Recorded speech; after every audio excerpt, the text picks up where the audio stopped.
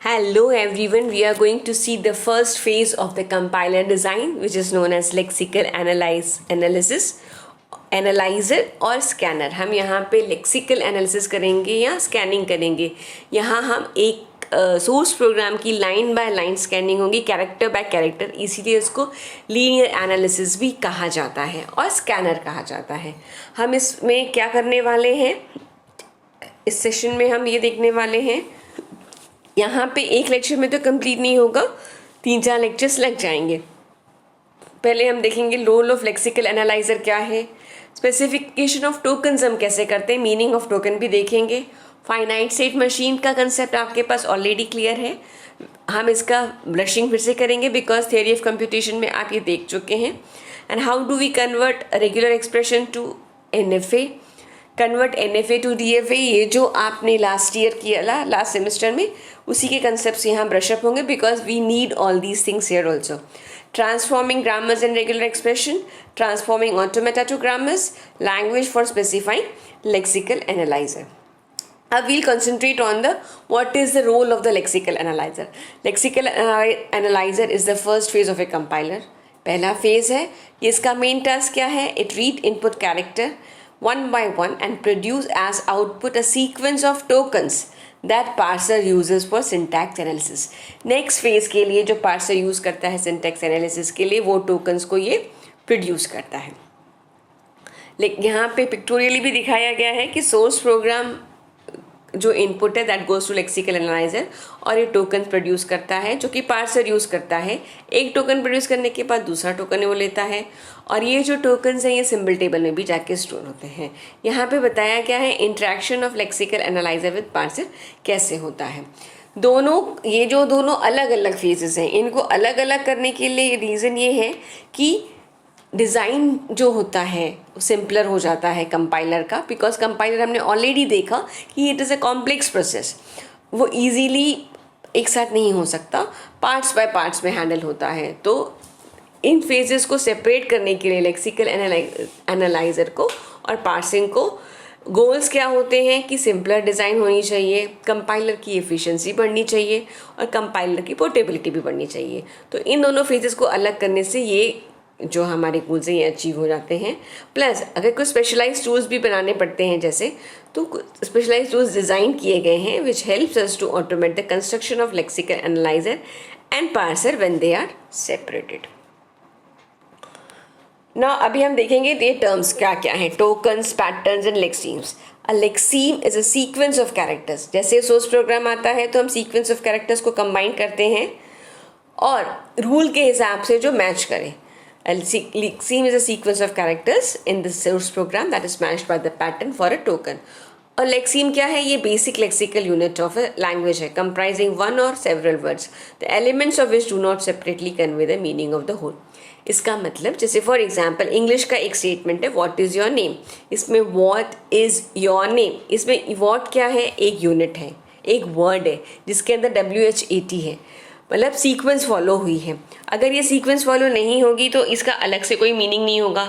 W का अलग से कोई मीनिंग नहीं है, H का अलग से नहीं है, A का अलग से नहीं है, AT का भी अलग से मीनिंग नहीं है.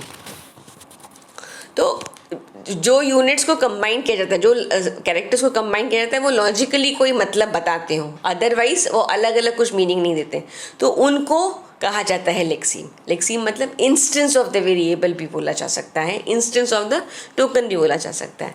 The lexeme of a programming language includes, क्या क्या इंक्लूड कर सकता है, आइडेंटिफायर हो सकता है लेक्सीम, लिटरल हो सकता है, लिटरल मतलब न्यूमेरिक और string constants, operators, plus minus and specific words that is keywords. तो a token of a language is a category of the lexemes. जो टोकन्स होते हैं उनको बोलते हैं कैटेगरी ऑफ लेक्सीम्स, जिसको आइडेंटिफायर भी हो सकता है, लिटरल भी हो सकता है, ऑपरेटर्स भी, स्पेशल वर्ड्स भी. A pattern is a rule describing the set of lexemes that can represent as a particular token in a source program. Pattern क्या है, पैटर्न एक रूल डिस्क्राइब करता है, it is the set of lexemes that can represent as a particular token. अब कुछ examples देखते हैं जिससे ये आपको और क्लियर हो जाएगा. फॉर एग्जाम्पल एक स्टेटमेंट है constant pi is equal to 3.1416 semicolon. अब इसमें अगर आप देखेंगे कॉन्स्टेंट एक चीज़, पाई दूसरी चीज़, इक्वल टू तीसरी चीज़, 3.1416 चौथी चीज़ एंड सेमीकोलन पांचवी चीज़.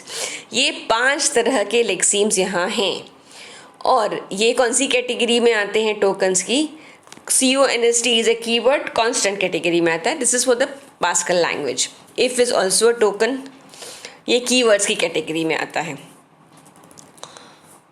और यहाँ पे कांस्टेंट पाई इक्वल टू, ये इक्वल टू असाइनमेंट की कैटेगरी में आता है. और 3.1416 is a numeric constants and semi colon is a special character जिसकी इस मीनिंग होती है. तो यहाँ पे टोकन की कैटेगरी दी हुई है, उसके लिए कौन से सैम्पल एग्जाम्पल्स हो सकते हैं लेक्सीम, वो बताया गया है और उसकी मीनिंग यहाँ पे बताई गई है. ठीक है. अब ये एक और एग्जाम्पल है, इंडेक्स इज इक्वल टू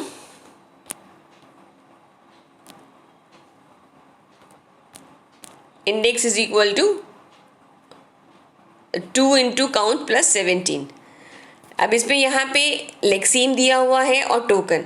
ये पूरे स्टेटमेंट को एक index 1 things equal to second, 2 is 3, 4 is star, 5 is count, plus is 6, 17 semicolon. ये एक एक चीज़ दी हुई है. अब ये पूरे स्टेटमेंट को पार्ट्स में डिवाइड किया हुआ है. इंडेक्स क्या है? ये आइडेंटिफायर कैटेगरी का टोकन है. इक्वल टू क्या है? It is a equal sign. 2 क्या है? It is a integer literal. Star क्या है? मल्टीप्लिकेशन ऑपरेटर है.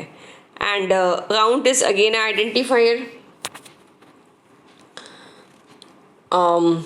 2 इज इंटीजर लिटरल है. Star is multiplication operator. Count is a identifier, plus is a plus operator, and 17 is a integer literal, and semicolon is a special character which has meaning कि it is the end of the statement. तो इस तरह के ये जो एक statement है index is equal to 2 into count plus 17, इस तरह की बहुत सारे स्टेटमेंट्स होते हैं हमारी हाई लेवल प्रोग्रामिंग लैंग्वेज के अंदर, जिसको एक स्टेटमेंट बाय एक स्टेटमेंट कंपाइल किया जाता है और उनको इस तरह कैटेगराइज किया जाता है, ये देखने के लिए कि ये ठीक से लिखा हुआ है कि नहीं. क्योंकि देखिए, अगर आप इंग्लिश सेंटेंस बोल रहे हैं या लिख रहे हैं उस वक्त आप हिंदी उसमें मिक्स नहीं कर सकते. लेक्सिकल एरर्स भी आती हैं. Few errors are discriminable at the lexical level alone. मतलब कुछ एरर्स तो आप इजीली फाइंड आउट कर सकते हैं, क्योंकि सारी एरर्स आप फाइंड आउट नहीं कर सकते, because a lexical analyzer has a very localized view of a source program. Let sum, ठीक है, तो इसीलिए सब एरर्स यहाँ नहीं आ सकती. Let some other phase of the compiler handle any error. अलग अलग फेजेस पे एरर्स आती हैं जो फिर हैंडल की जाती हैं. पैनिक मोड और एरर रिकवरी भी एरर्स का तरीका है. अब इस फेज़ में हमें क्या करना है? 2 चीज़ें करनी है. हमें ये करना है कि स्पेसिफाई कैसे किए जाएं टोकन्स. तो उनको स्पेसिफाई करने के लिए वी यूज़ रेगुलर एक्सप्रेशन. और आइडेंटिफाई कैसे किया जाएगा कि आपका जो टूल यूज़ होता है आइडेंटिफिकेशन के लिए, दैट इज़ अ DFA. अब देखिए, for example what is your name, अगर हमने एग्जाम्पल लिखा है तो व्हाट इज़ योर नेम, इसको स्पेसिफाई करने के लिए हम रेगुलर एक्सप्रेशन यूज़ करते हैं. मतलब तरीका है.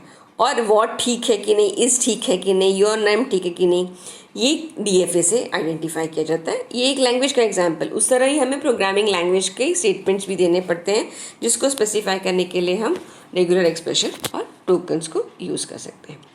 अब स्पेसिफिकेशन ऑफ टोकन्स क्या होते हैं? रेगुलर एक्सप्रेशन के द्वारा हम इसको स्पेसिफाई करते हैं. This I will cover in the next class, because ये आपका फिर से एक ब्रशिंग होगा पिछले कंसेप्ट्स का.